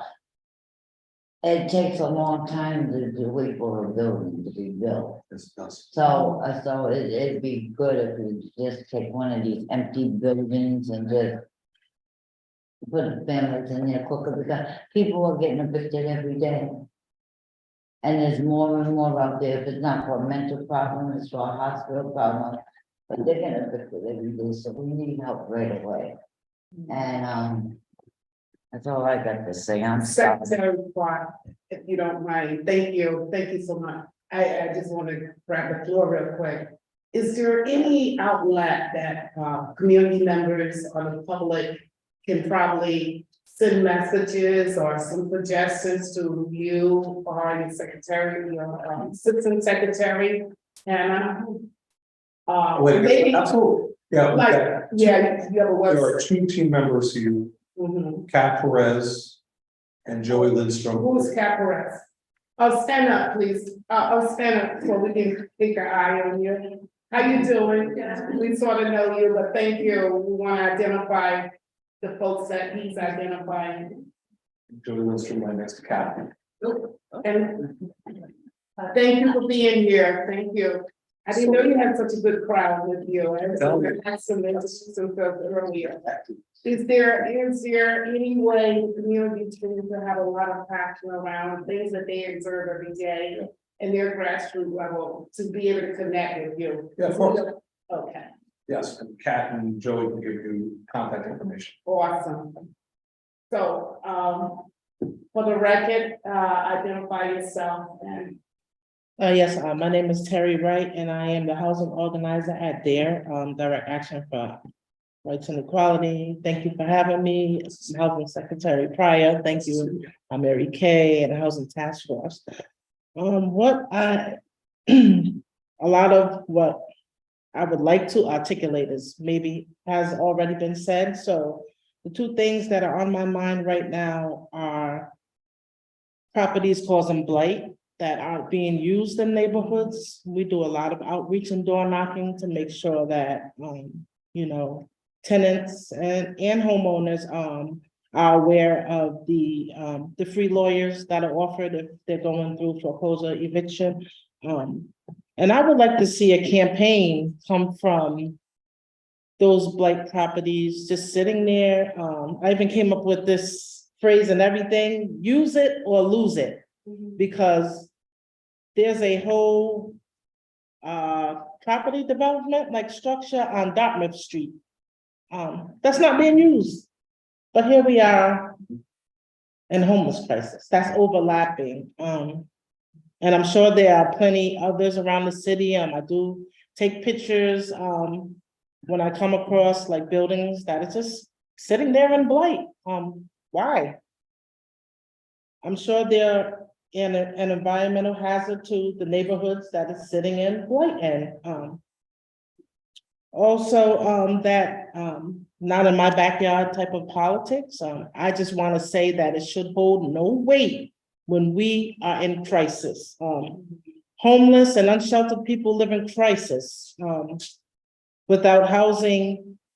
And I don't believe that the community should have any say when it comes to saving lives. Because that is supposed to be a temporary move to put a roof over someone who is suffering and doesn't have housing. I hear it all the time. Neighbors come out and it's like, not in my backyard. And the project goes away and people are dying, losing limbs, losing their minds, picking up new drug use. Like, when does it stop? We haven't pressed the button for a state of emergency here, but we've had the National Guard come over to help with that transition at the Armory.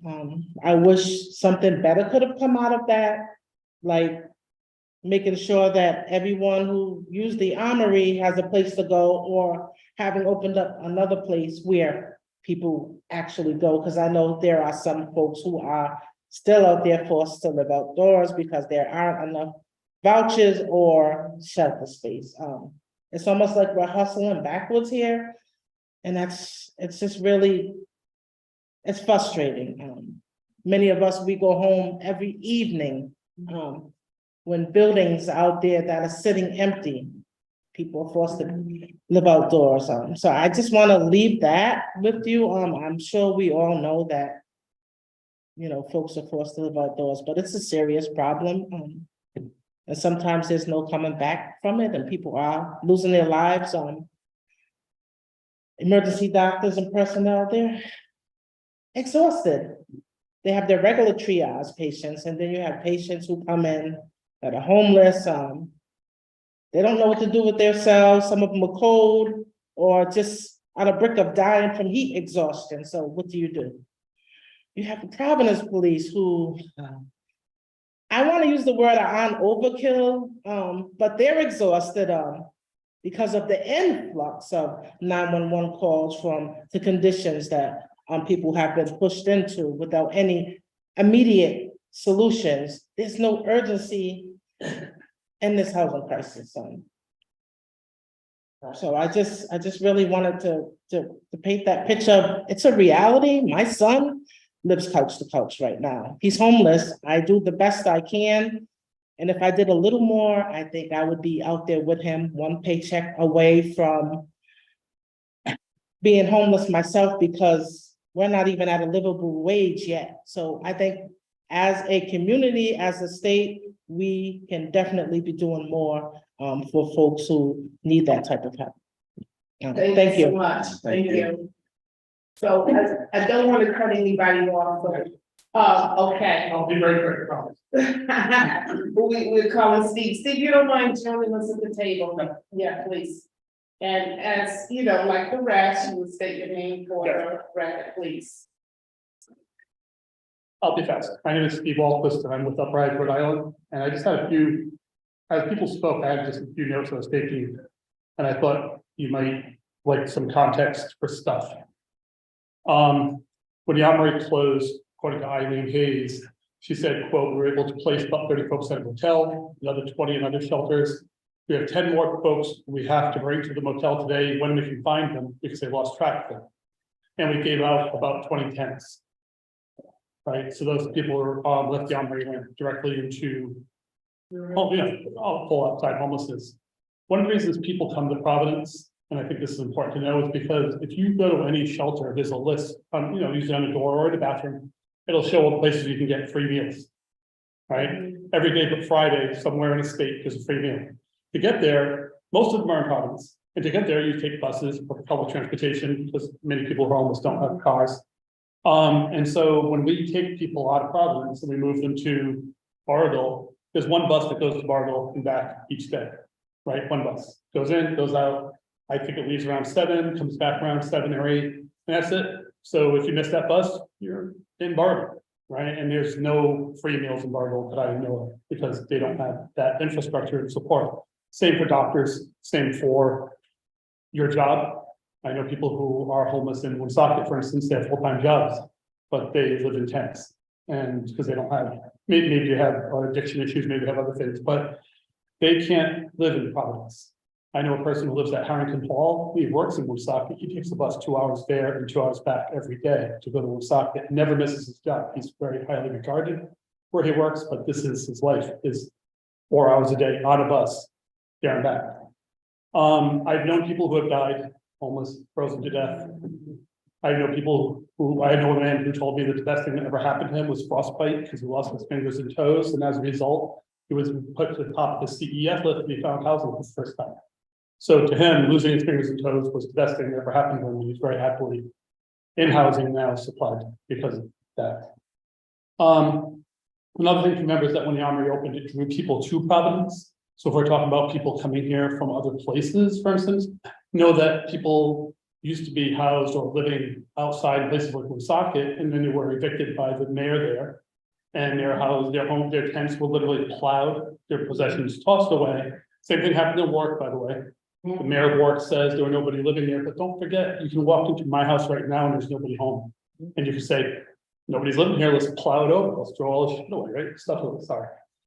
This could be problematic to have a mayor or police officers or people who don't serve those people say that this is an empty encampment when it's not really encampment, empty at all. Encampments are last resort for people. The reason they form encampments is because they need the safety that comes from having groups of people around them. They can look out for each other. If they're substance users, they don't necessarily die alone. There's somebody to look out for them, maybe have Narcan ready. If you're alone in a tent somewhere in the middle of the woods, you just die, you just gone. And I've known people who have died that way as well. South Providence does become a dumping ground for, as we know, environmentally gross industries. We don't want anywhere else in the state.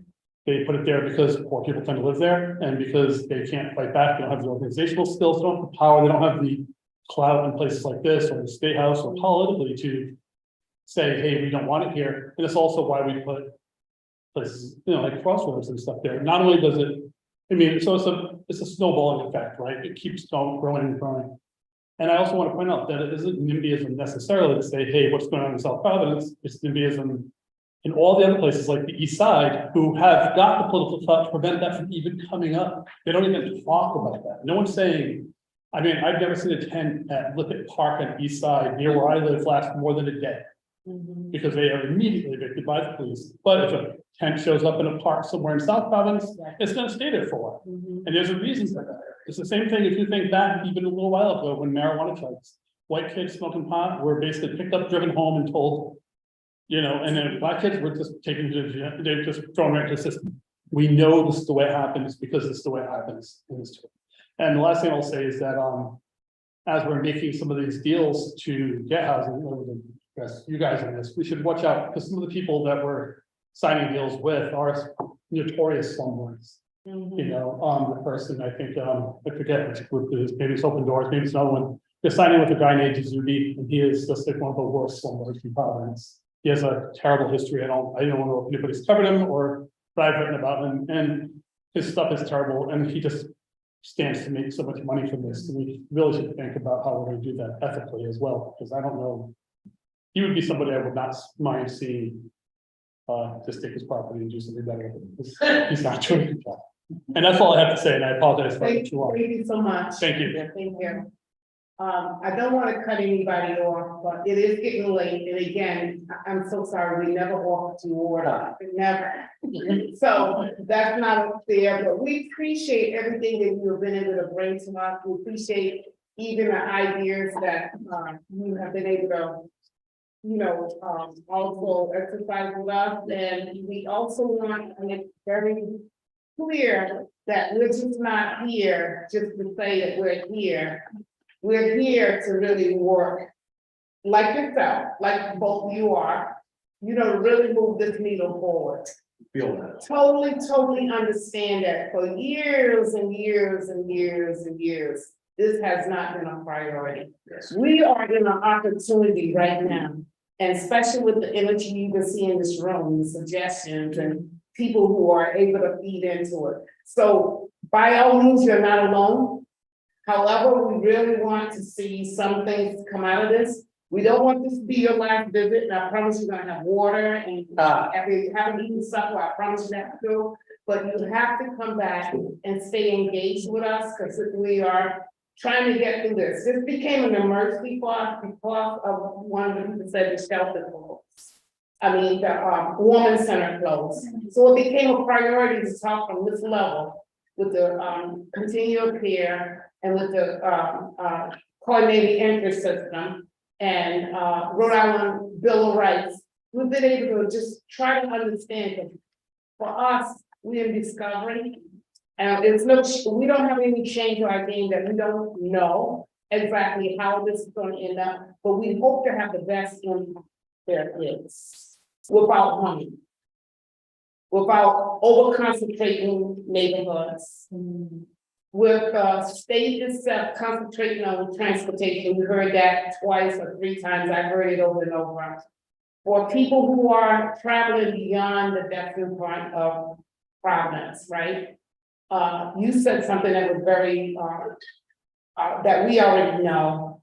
When you build, even if it's only 34 units, people come. We get 34 units. It goes in the paper. We have over 90 people in one day ship themselves to Providence. For Steve said it so well, for whatever reason that they don't feel like service or anywhere else. And the councilwoman has said it's a lot and it's overburdened. So we're looking forward with working with you of the 10% affordable housing, being able to be spread throughout Rhode Island period. And we are glad that the governor is a part of this, and I know you guys spend time with the governor trying to make sure that he understands how important it is from your outreach coming out, visiting with folks like ourselves, and then reporting back to him. So anything, you know, we can do, we're here, we have some great policy people. Before I end this tonight, I would like to ask Christine Brown, who has been the leader for us here, to try to help us understand this stuff, because at the end, we're just trying to figure out exactly what is some things that we can move, some policies that we can move that will not cause harm. Christine, I would like for you to please come to the table. Is there anything you want to end with? Or is there another meeting that I should be talking about that I haven't said anything about before we end? And again, thank you so much. I've learned so much in one night. I really did. I didn't believe. Thank you. You, Madam Chair. Before you leave, I do want to say that when the governor's amendment comes up at the State House, please let us know how we could be helpful in supporting, whether in testimony or written or verbal. Sorry. And we are looking for other recommendations at the local level for policies from all the presenters. So if you have suggestions for that, we welcome them. They can come to myself or Sally, who is also on our policy team. The task force has 2 more presentations coming. And then in July, I will be giving a presentation accumulating policy suggestion from all the presenters thus far. Because we've heard that council leadership wants to have action steps. And we mean that, and we want to move forward, most likely after August recess. So sometime in the fall with some policy priorities. Our next meeting will be 2 weeks from today, and we will be hearing from the Rhode Island Center for Justice. They will be giving us information on current status of evictions and eviction processes in the city. Thank you so much. If there's no further business before this humble body, I would like to entertain a motion to move to adjourn. I see Councilwoman Gray said she's making that motion, second by Councilman Espinal and Councilman Royce. Again, we want all in favor? Aye. We want to appreciate the public for coming tonight and bearing with us in this conversation. And most of all, thank you for all that you've been able to bring to us. Thank you. Thank you.